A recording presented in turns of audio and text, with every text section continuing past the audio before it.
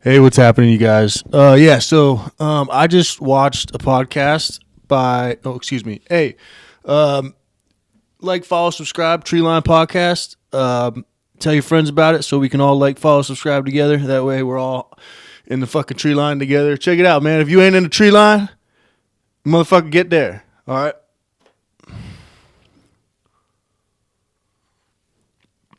All right, so I got coffee today. I actually got Black Rifle Coffee Company.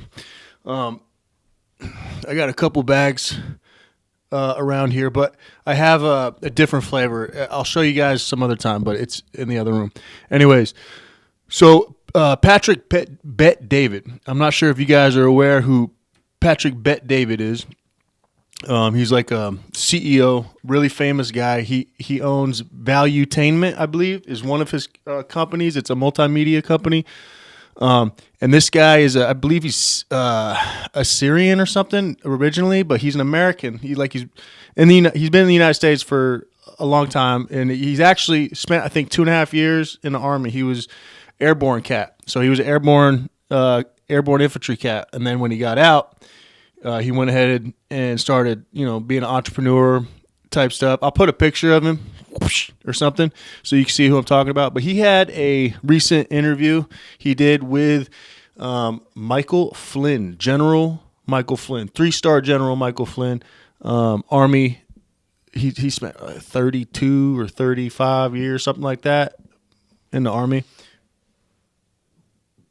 But anyway, so I went down a rabbit hole, obviously, and I kind of I didn't dig into Patrick Bet David. I don't know why his name is so difficult for me, but I didn't go into Patrick's stuff. I know I like watching him sometimes. I'm not super political and stuff, and he kind of, I think he weighs right. Which is fine. Like I said, I'm not super political. I don't really jump in. If I believe in something, then I mean that's how I hold it. That's how I'll believe in something. I don't really push it on to people. I don't really care that much about how other people live their lives as long as it doesn't affect me. I honestly could care less. But so I'm not really super into politics. But because of the Michael Flynn interview on PBD or Patrick Bet David's podcast, I looked into it. Okay, and I took a deep dive, my friend. So basically, Michael Flynn, he was in the Army for 30 something years, and then I guess when he had retired or gotten out, he started dabbling in politics and got scooped up by the Trump administration for that election in 2016. A lot of military guys got scooped up. Mattis got scooped up. I think there was a couple other Marines that got scooped up. But anyways, it's not about them. It's about Michael Flynn.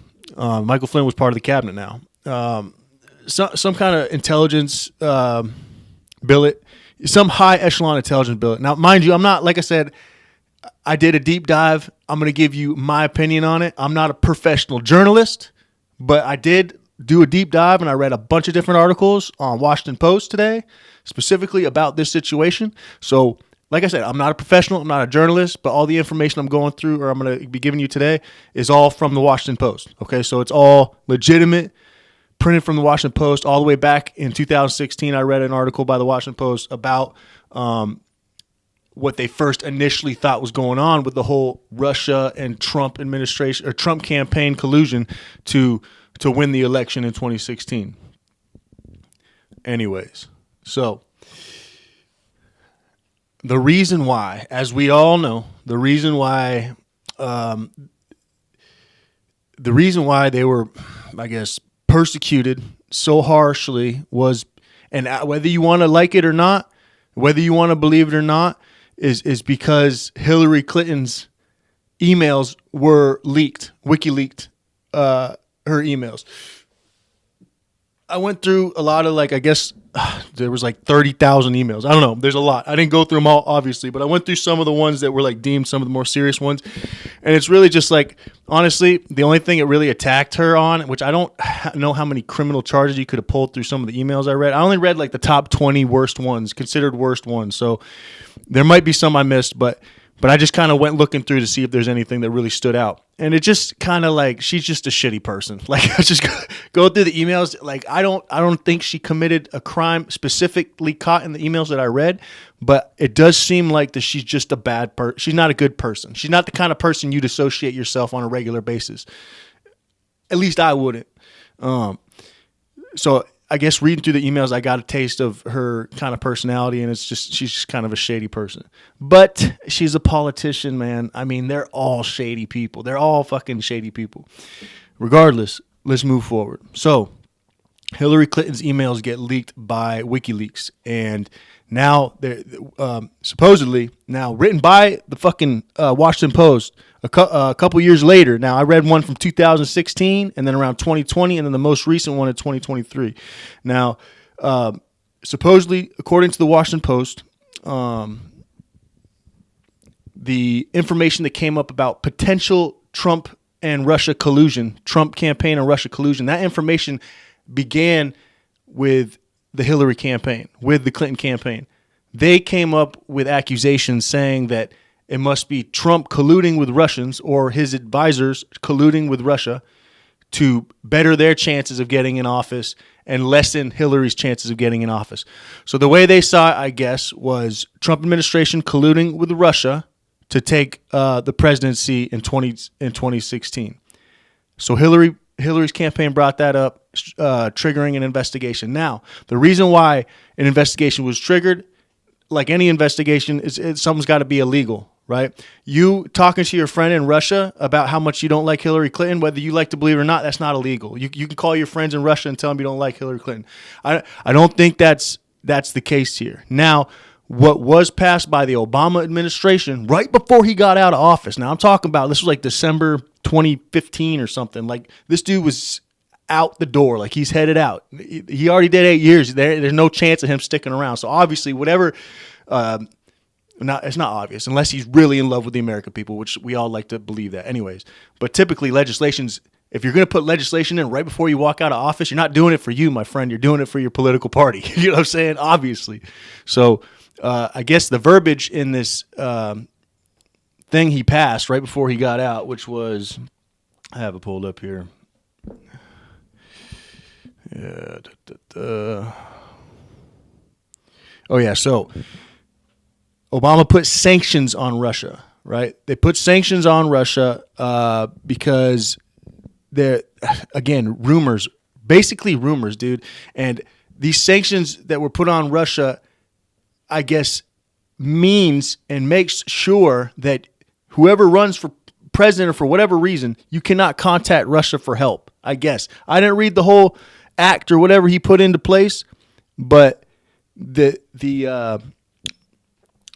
harsh sanctions that were put onto Russia were put onto Russia right before Obama left office. So kind of weird how this all lines up, right? Obama's like, nope, if you get caught doing this shit, it's illegal, and we're going to fuck you over. President campaign's right around the door, and then potentially there's some people talking now over the phone and text messages and stuff with people in Russia. Now there's some transcripts on what Flynn was talking to the Russian ambassador about, basically saying that the sanctions that were given by Obama were not, or just to take them lightly. Basically, if you read through the transcripts, the conversation and the text between Michael Flynn and the Russian ambassador, if you ask me, it seems like Flynn, and I don't know him. I just watched him for 2 hours on Patrick Bet-David's podcast, but it seems like he's trying to calm down Russia from wanting to fuck us up, which I don't think that's a bad thing, right? Like, if you're in a huge cabinet like the Trump campaign or a huge political campaign like that, and you're going out of your way to try to ease tensions between two of the world's largest superpowers, dude, I don't know why that's a bad thing, but technically it was against the sanctions that Obama put out right before he stepped off. So at that point, when Michael Flynn spoke about the sanctions, that right there, I guess, is illegal. It's called collusion. And then at some point along the way, more criminal charges would come down the pipeline because not only now is it public knowledge that all these emails have been released and that Michael Flynn and some of the other cats that were part of his campaign, part of the Trump campaign, were speaking with Russians. Now, colluding, you can call it what you want, but you can read these fucking transcripts. Call it colluding if you want to. It doesn't seem that way to me. And I'm just talking about like the transcript between Flynn and that Russian ambassador. I can't remember his name. It's really hard to say. It's like Slyak or something like. It's a really weird name, dude. Kislyak.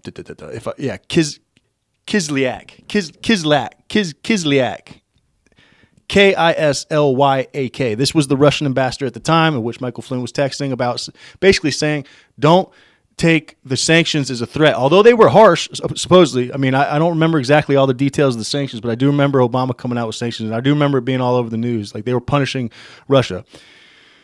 So he was basically down-talking Obama's really kind of aggressive play on, Obama's really kind of aggressive play on Russia. So it seemed like through the transcripts that Michael Flynn was trying to downplay that so that Russia didn't take it as a bigger threat or something. And they used the word specifically, tit for tat. He told the Russian ambassador that he didn't want us to go tit for tat with Russia. So don't take the sanctions as basically a tit, because we don't want a tat. You know what I'm saying? We don't want you guys to hit us back, basically. So if you read the transcripts, it just seems like he's trying to calm down the Russians not retaliate. Read them, and then you can give me your opinion. But I read them, and it seems like that some of the things he said is probably some of the shit I would have said if I didn't want Russia to come at us after those sanctions. Anyways, going forward, like I said, I'm not a huge political guy, and I'm not a super fan of Flynn either. All right, and it's not necessarily because of the shit he got caught up in, the campaign, and then he pled guilty. I guess he pled guilty. What the fuck was it? He pled guilty to. He pled guilty to one felony charge, but regardless of what it was, I can't remember exactly what it was. Something to do with going against a sanction for whatever reason. But he pled guilty, and then Trump, like a couple other people in his cabinet, Trump just went ahead and pardoned him. So I guess criminal charges are expunged after pardons, I believe. It's as if it almost never happened, I believe. I'm not sure how presidential pardons work, but I'm pretty sure it's as if those charges are just pretty much cleaned off your record. So Michael Flynn, since that's happened, he's written a couple books, and like I said, he just did this recent podcast. We might see him go through the podcast. We might see him go through that trail, man. He might go Joe Rogan that. Who the fuck knows? But he is open to talking to people. We know that now. So, and he wasn't so open to sitting down for, at least not that I've noticed. If there has been a podcast that he was on that I didn't notice recently, let me know, because all I know is of the one literally from yesterday was the Patrick Bet-David one. But yeah, but a couple things I don't like about him, and one thing, and I see it with a lot of military leaders, because that's what he is. He's a 30 some odd year 3-star general, Army general, and he says it himself in the podcast. Like, he tells you his degrees. He has a master's degree, and he says, well, technically it's in military art and design, I think he said, but he calls it a master's degree in war. And then he explains, he's like, well, technically it's in military art and design, but basically it's a master's degree in war. And then later in the podcast says he wants to run for president after already talking about how the military industrial complex works and shit. So like 32 to 35 year Salt Dog military veteran, I don't think should be the United States president. Not because he couldn't do it. And I think like a leader that spent that much time in the military is very capable of leading, very capable of being focused on many responsibilities at once. I think they're very capable. But at the end of the day, in the military, your job is to win battles, to win wars. That's all this dude's known for 30 some odd years. This is all this dude studied for 30 something odd years. That's not the kind of guy you want in office. If you're trying to move away, right? If you're trying to move away from the military industrial complex, you're not going to put someone with 30 to 35 years military experience and self-proclaimed master's degree in war. You know what I mean? I love a guy that's been to war. I love those guys. They're my kind of guys. But I'm not the kind of dude you want you know what I mean? You want as a president, man. Because military dudes, man, they're not scared to kick your door in. You know what I'm saying? And he talks about it in the fucking podcast, bro. Like he talks about how like that's what we've done successfully for so long is war. Like so he's about military industrial complex. He talks about it. Not so much like he promotes it. He notices it. He knows it's there. And he says if he ever ran for president, and he said he's not like he's not taking that off the table. Not for this year, but he said maybe in the future he's not going to take it off the table. Maybe one day he will. And all the best luck to him. I just don't think I want a salt dog. I love salt dogs, man. I love you killers out there. I love you guys. But I don't think we're the dudes they want running countries trying to maintain peace and love and happiness. I don't think we're the type of dudes for that job. And I think there are dudes for that job. I think there are. I don't think it's the Michael Flynn's of the world. I don't think it's the me of the world. But I think there are dudes for it. Well, yeah, my bad, you guys. Sorry about that.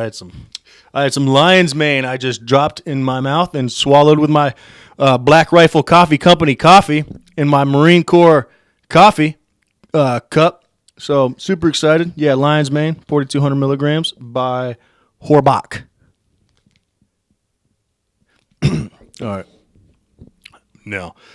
Yeah. So let's push a little further now. Okay. What have we learned? We have learned that Trump's administration was pretty much persecuted since the beginning, before even getting into office, right? For colluding with Russia, basically telling Russia, well, at least from Michael Flynn's point of view, telling Russia not to go tit for tat with America. All right, just leave it alone is what they were telling him. Calming down a monster, which, okay, I'm kind of cool with. I'm okay with that. And what else did we learn?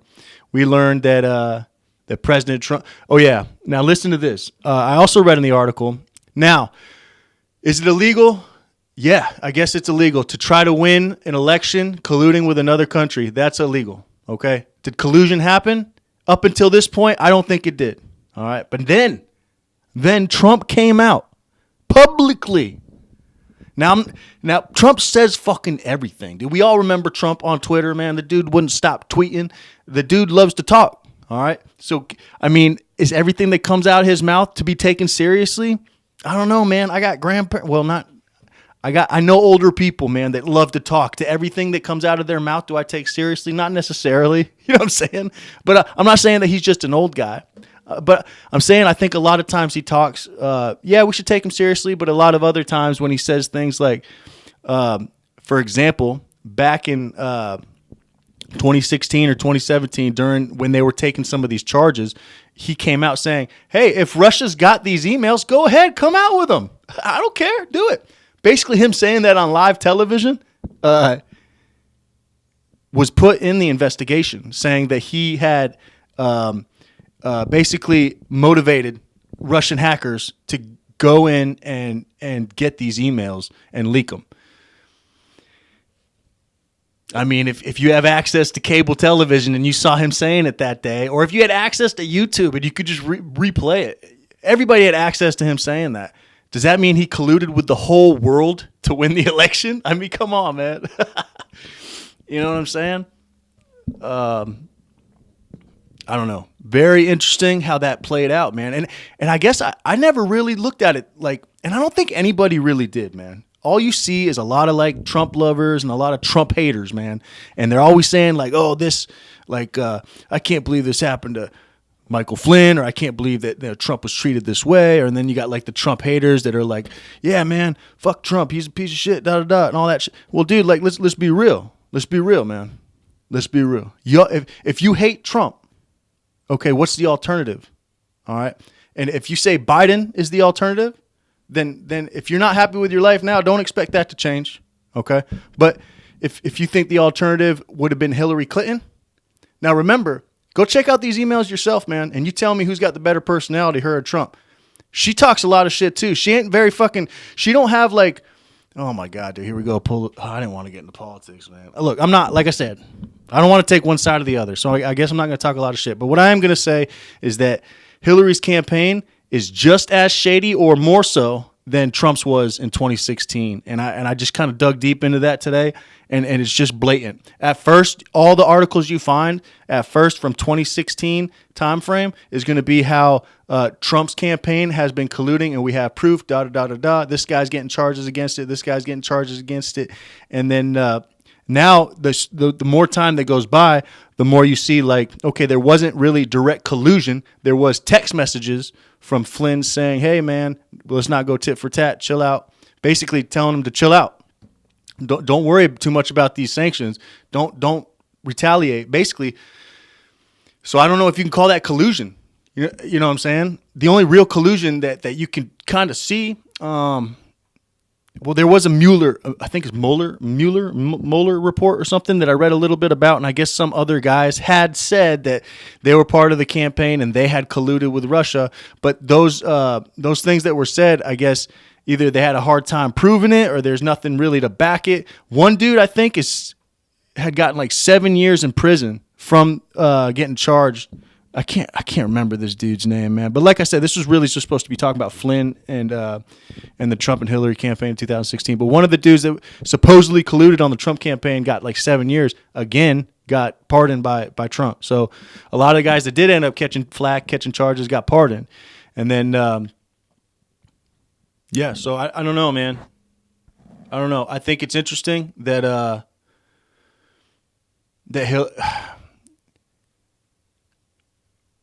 even in the Hillary emails, there's a specific emails that says, I guess right around the time they started to see the shifting or whatever, they noticed they weren't winning.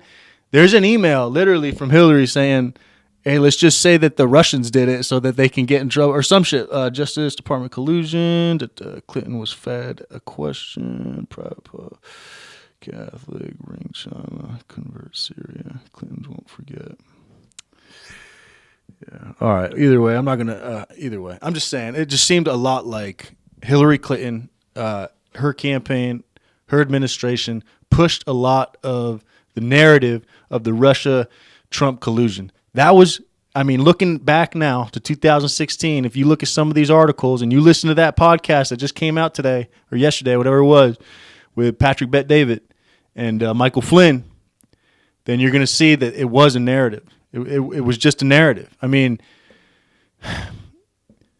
like these guys in politics, man, like they don't want to give those spots up to regular people like you, me. I'm not saying Trump's a regular person, but he's not a politician, man. And Flynn, he touches on this quite well on the Patrick Bet-David podcast. But like Trump stepped in as an outsider, man, and those politicians don't like that shit because outsiders come with they come with religion, they come with caring about other people. When you're a politician, man, your life goal is to win elections. Like you started with, I don't know, maybe you started at like fucking you were student council or something, and then you went off to like student government, and then maybe you went off to like winning I don't know, county or city or some kind of mayor, some other kind of government. It's always just being elected for the next thing. You have to understand, like, that's a career of just winning things. That's not really, you didn't really do anything. You're just winning things, really. Like, and you want someone to run the country that's really just good at winning elections. Like, that's all they're really just good at. So when you bring in the outsider who doesn't necessarily spend their whole life focused on winning elections, right? They might be winners. Like Trump's a winner. He won he got a lot of fucking money in his life. It's hard to say that, I can't say like compared to him, he's winning more than me, obviously, right? Way more, right? But did he focus solely on winning elections his whole life? Was that his main goal? To convince people that I'm the best man to be elected to do this job officially. And then what happens? 4 years go by, 8 years go by, and then what happens? You go to get elected again. And the president's like the top of the line. Like once you made a president, how many presidents go back to be a senator? You know what I mean? But always senators are trying to be president. Always. So like that's the biggest fucking win, man. And these winning artists are literally just artists who have mastered the art of winning elections. Like that's what we're basing our country's leadership off of are people that are have just mastered the art of winning elections. Don't you want someone better than, don't you want someone who's mastered the art of, I don't know, leadership, mastered the art of humanitarianism, I don't know, mastered the art of fucking just being a good person, I don't know. No, we want someone that's mastered the art of winning elections. And we've came up with a name for these people. We call them politicians. We don't even call them real people. They're fucking politicians. Their job is to win elections. And yet we keep trusting them with our baby, our baby, America, dude. We keep trusting them with our little baby. And they keep on dropping the fucking football, bro. They keep fumbling that bitch. So I don't know. Maybe it's time we don't vote for a politician. Maybe it's time we vote for an outsider again. I'm not saying that fuck it, man. It worked for me when Trump was president. I mean, I was in the military. We got way better. We got more fucking ammo. We got more training time. Just a better atmosphere, man. It's just better to. And then now it's just like, oh my God, bro. Like this president now, dude, he was on vacation and Maui burnt to the ground, dude. Like, what the fuck, man? Like, at least when Trump was out golfing, we all got a bunch of shit ton of rounds to go down range and train. And he was fucking out golfing. And I'm pretty sure, didn't he send missiles to Syria? He was still doing shit on his little vacations. Joe Biden didn't even go to Maui until his vacation was officially over. Like, fuck this. I mean, oh my God, I'm so sorry. I did not mean to go political on this, but let's be real, man. I don't think we need a politician. We need a real person. We need a human being to be the president. A fucking person that's mastered the art of being a good, naturally perfect, good human being. I don't give a fuck about the color. I don't give a shit about their background or anything like that. They just have to have mastered the art of being a good person. That's what we need. You know what I mean? A good person to break bread with these other countries around the world. Not fucking blow up cities in these other fucking countries around the world. You know what I mean? Not support the wars, right? Try to stop the wars, right? If we have to get into wars, okay, win them. But don't just get into a war because you see an opportunity. We see an opportunity not to lose life in Ukraine. We see an opportunity potentially to have another asset in the damn NATO, right? Which we discussed the other day, which NATO only exists because we have a Russia, right? So maybe we see it as gaining more ground, unless we're getting shit out of it. You understand? It's just the military industrial complex. We need a real human being. We don't need a military official. We don't need a politician. We need a real fucking human being to be a president. That's all I got to say. And I think I'm going to cut it there. Or what? Yeah, I think I've been rambling a little long. What do we talk about? All right. We talked about Michael Flynn on the Patrick Bet David podcast. I just watched that today. Take a look at it. It's pretty good. You get to a little bit more insight of what kind of went down in 2016 up until this point, and then go read some of the Washington Post articles. They're all still public knowledge. You can still get all that information on WashingtonPost.com as well. Follow, like, subscribe to the Treeline Podcast. I love you guys. Remember, we need a human being as a president, not a fucking politician. All right, keep it real. I'm out. Later. Oh, yeah, one more thing. Check it out. Hey, listen. Now you can go. There's a fucking online store on the YouTube, the TikTok, whatever. You can access the online store from all the platforms, and you can get sweaters, T-shirts if you want, or a coffee mug that says Treeline Podcast if you want. And it all looks white because I'm not very good at making websites. They all look white, but you can get the sweaters in any color you want. Just select it, and you can pick the color, whatever. I love you guys. I'm out. Peace. Deuces. Keep it. Oh, yeah. Black Rifle Coffee Company. I love you. Later.